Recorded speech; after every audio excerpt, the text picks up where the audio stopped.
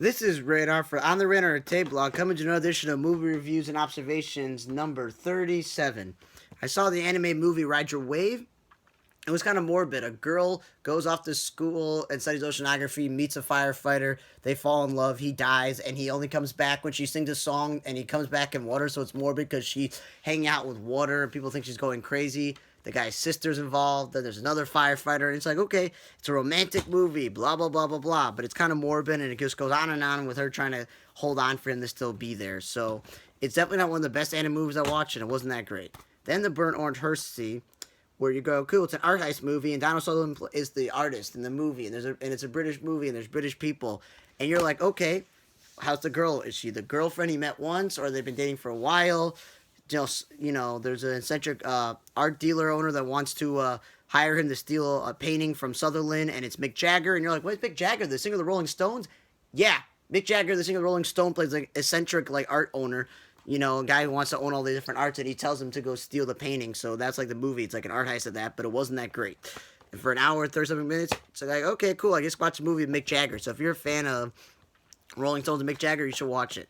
Then I watched this movie called Dirt Music. It was crap. You can tell if it was Australia, New England, or New Zealand, England and stuff. Not, United Kingdom, I meant, not New England. And you don't know if she's married with kids or it's her boyfriend's kids throughout the movie. The love story's kind of flimsy.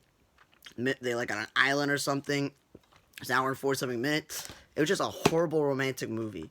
Then I saw the movie Hope Gap, and you're like, cool, Annette Bening, she's in the movie. Bill Nighy's in the movie. It's about a 29 years of marriage and their adult son, how they deal with the divorce, because all of a sudden he wants a divorce and wants to leave, and it's how she's trying to get over it. But here's the thing, Annette Bening is from United States. She had a fake British accent, and I'm just like going, why is she having a fake British accent? That's kind of stupid.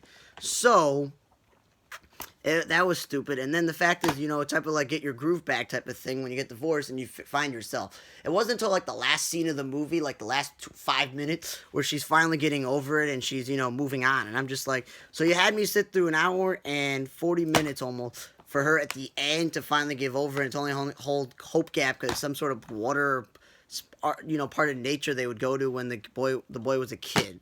Stupid. Then I watched Underwater. We are like, cool, it's listed as action, but really it's a horror film like every other sci-fi movie, alien movie where it's horror, Pacific Rim, where you're like, cool, I watched the movie really because Kristen Stewart and TJ Miller were in there, and it was not that long. It was 90-something minutes. Also PG-13, not that inappropriate. But it's like any movie you watch where you're somewhere and these alien creatures attack you because you're not supposed to be there. So it's like all the alien movies and everything else that you've ever seen. And then they have suits and there's aliens as well. So it's like Pacific Rim. So you're watching this movie and you're like, you can see like 3 to 4 other movies while watching it, and it's like, okay, some big time companies drilling on the center of the floor of the ocean. They opened up something they're not supposed to. A bunch of people die, and the people that are surviving are like Kristen Stewart, T.J. Miller, and other people. And of course, they're the ones that are being paid the big time money, so they're in the movie. And the whole point is they got to survive and get from one part of the underground, underwater terminal to the next one. They got to walk on the ocean floor in big suits, so it's like Pacific Rim. And we all know, okay, never go somewhere you're not supposed to and start doing things, are these alien creatures popping out of the earth, and they're like all different sizes, small, big, and large, and you're like, crap, you gotta deal with the small ones first, then like the big ones, and then people die, and it's just like, who's gonna survive? And it's just like, okay, I've seen this movie before, and the library's gotta change it to horror. Then I watched Batman Death in the Family, which is based off the comic book and the story of Batman's second protege, Jason Todd Robin, who gets killed by Joker, and Ra's al Ghul brings him back to life, and he comes back as a Red Hood for revenge on Joker and Batman. So they basically said, we're going to take the movie Batman Under the Red Hood and just remake it, where you got 3 choices to be like, choose your own Goosebumps story. Robin dies, Batman dies saving Robin, or Robin just cheats death and he's like horribly, scarred.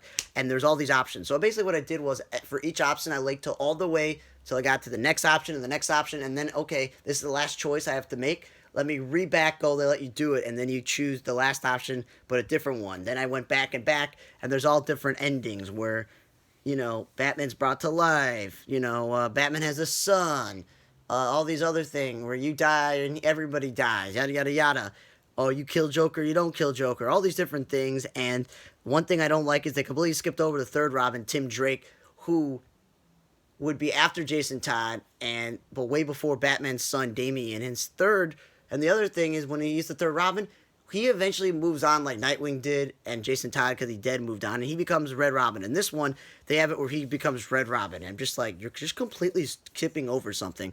Then the last movie I watched was Marriage Story, where everybody's like, look at all these awards that everybody won. It's like some special edition collection where there's like a piece of paper in there for people to look at, and there's 2 discs. I'm like, ooh, look at this. Ooh, look at this. Ooh, it's got like all this stupid stuff in there. Ooh, that's so cool. And it's 2 hours plus. So anytime a movie's like 2 hours plus, it has to keep your attention. It has to be exciting. There can't be any boring or dull scenes.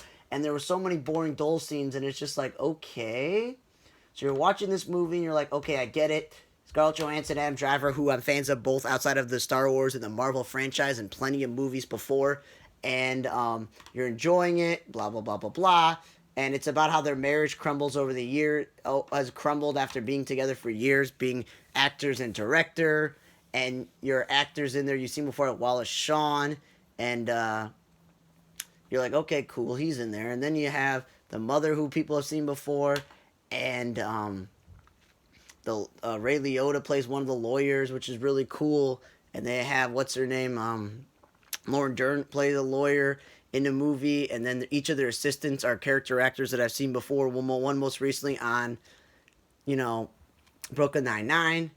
And then you had Alan Alda appear as one of the lawyers too. And as I see Alan Alda, because he hasn't really acted that much in recent times, and he's one of the greatest television actors of all time, and seeing him in movies is always great. And then there was other actors throughout the movie that were playing people in Hollywood, people in their lives they have to deal with, and you're like, cool, I know those people. Like, they had a character from the CBS sitcom Carol Second Act. He's in the movie, and you're just like, cool. And I like how they got all these actors to be in there, like Ray Liotta, Lauren Dern, and Alan Alda. And I thought, okay, cool.